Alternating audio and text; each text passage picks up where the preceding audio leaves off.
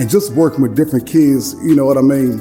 And not just, I work with every jump. So what I do is, I would say the kids that are on the honor roll, I get those with the kids where there's room for improvement. Gotcha. And then I put them together so therefore they're networking and fellowshipping. So hopefully the same way while I'm with V right now, is how my son got with him. They can continue to build those relationships, and how I'm meeting you all right now. They can understand that when you work together, you come together, teamwork makes the dream work.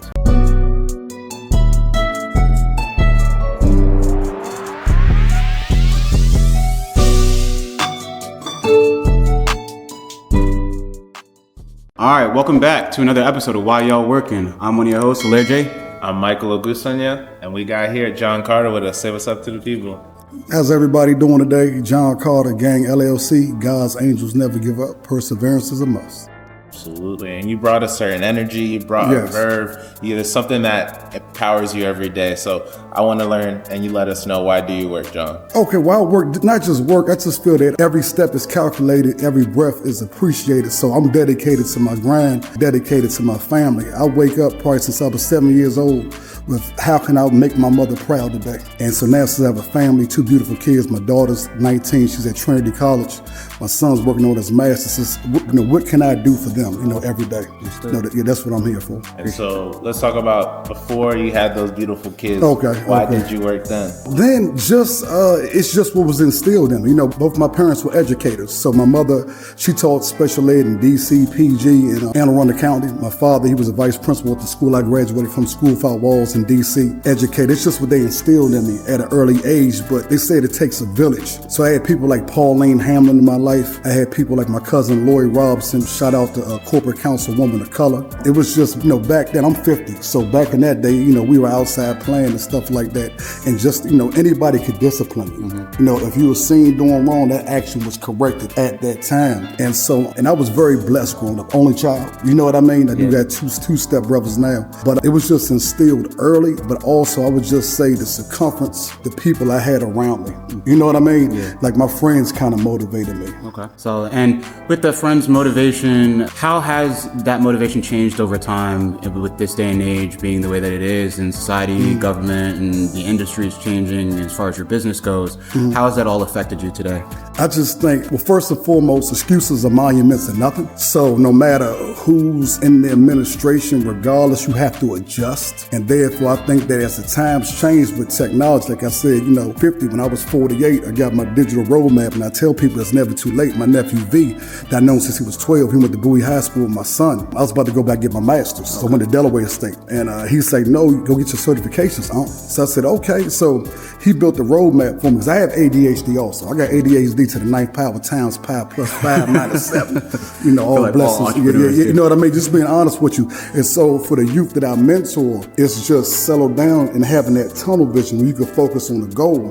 And so that's what he was able to help me do. So I got studying for my Cisco certification at first. Then I got my AWS and I got CompTIA, but I'm going into cybersecurity now. Gotcha. So I did 3 different, didn't really know which way I wanted to go. And so now I used to work for the Department of Human Services doing homelessness prevention, in DC. I was born in DC. And then I was trying to transition into IT. A friend of mine, shout out to the principal middle spot, Samuel Ogle Middle School, best middle school in PG County. He had been trying to bring me on for like 4 years. So he called me out the blue, like I got a technology position. I said, well, that's perfect. It was kind of like divine intervention because I had just got the certification. He went to Samuel Ogle. And so all the pieces kind of fell in place. So I've been teaching technology there for 2 years. And it's really a great group of students, just a great core of students. And I realized, like myself, kids learn better and they retain the information when it's hands-on. So my entire curriculum I use Kahoot, I use CodeMonkey, I use Blookit, but really Blookit, I'm able to put my curriculum in there. And it's a game called Cyber Hack, to where,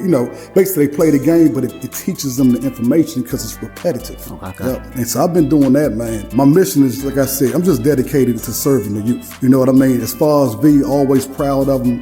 My son Carlos working on his master's. V helped him get his CompTIA certification. certification while he was playing football. I got 2 nephews from Nigeria, David Ajagwe, Ken Ajagwe that I love. Ken's down at Morehouse. He got a $25,000 scholarship there that helped him secure. I'm actually the head football coach at Central at Capital Christian Academy. Okay. And so I've been working with youth all my life. I was the head coach at Bowie Bulldogs. I got another nephew, Frank, one of these other friends that I mentor right now. My nephew Josiah, he's working on the CDL certification. Because what I realized with the youth, like going to college and going to get a degree, that's not for everybody. So a lot of kids right now, what I'm promoting is, go get a trade, HVAC, you become an electrician, CDL. And then if you're going to go into IT, I'm saying going into AI, you know what I mean? Yeah. But we must understand, okay, what industries and what jobs will AI replace? Exactly. You know what I mean? And doing that research at the same time, I suggest that everybody start a YouTube channel so therefore it can be monetized. Mm-hmm. And that it can be a faceless YouTube channel. So with the kids that I mentor, that's what I tell them. And just with any youth out there, it's never too late. It's never too late to be great. It's never too late to start over. Because majority of the youth right now, they're crashing out for crumbs. And there's nothing worse than beefing over blocks that you don't own.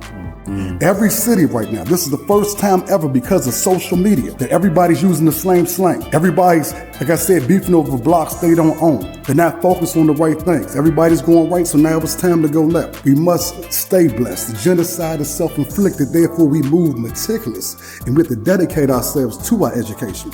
So therefore we be like these brothers that's on my left and on my right. And when you put your faith in Christ, all things are possible. For sure. It's also about G.A.N.G LLC. Is that the work? Is that how you focus your work? Okay, so G.A.N.G LLC, when my son was in high school, all right, so they had a group called Dirty Products. Him and my nephew Josiah, V was part of Dirty Products also. Go back, he's in the studio with us and everything like that. That's why his public speaking so well.